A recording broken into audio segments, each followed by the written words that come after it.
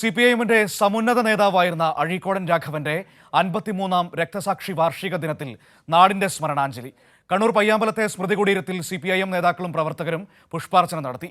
CPIM ഓഫീസുകളിലും ബ്രാഞ്ചുകളിലും അനുസ്മരണ പരിപാടികൾ നടന്നു.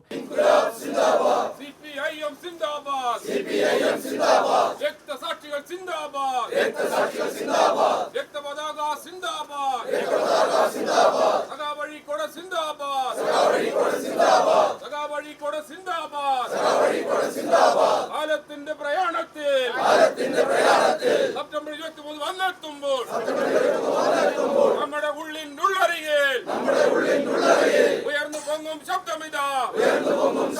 സിപിഐഎം കേന്ദ്ര കമ്മിറ്റി അംഗം PK ശ്രീമതി ടീച്ചറുടെ നേതൃത്വത്തിലായിരുന്നു പയ്യാമ്പലത്തെ പുഷ്പാർച്ചന. സിപിഐഎം നേതാക്കളും പ്രവർത്തകരും അഴീക്കോടന്റെ കുടുംബാംഗങ്ങളും പുഷ്പാർച്ചന നടത്തി. തുടർന്ന് ചേർന്ന അനുസ്മരണ യോഗം PK ശ്രീമതി ടീച്ചർ ഉദ്ഘാടനം ചെയ്തു. സിപിഐഎമ്മിനെതിരെ കടുത്ത കടന്നാക്രമണങ്ങളാണ് ഇപ്പോൾ നടന്നുകൊണ്ടിരിക്കുന്നതെന്ന് PK ശ്രീമതി ടീച്ചർ പറഞ്ഞു.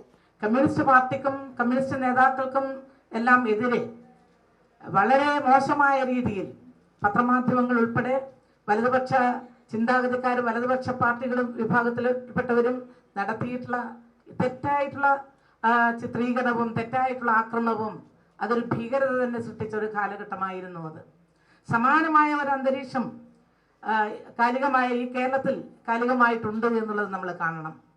സംസ്ഥാന സമിതി അംഗം P ജയരാജൻ അനുസ്മരണ യോഗത്തിൽ അധ്യക്ഷത വഹിച്ചു. കണ്ണൂർ ജില്ലാ സെക്രട്ടറി MV ജയരാജൻ, സംസ്ഥാന സമിതി അംഗങ്ങളായ TV Rajesh, V Sivadasan MP, N ചന്ദ്രൻ തുടങ്ങിയവർ പങ്കെടുത്തു. സിപിഐഎം ബ്രാഞ്ചുകളിലും ഓഫീസുകളിലും പ്രഭാതപേരിയോടെ പതാക ഉയർത്തി. കൈരളി ന്യൂസ്, കണ്ണൂർ.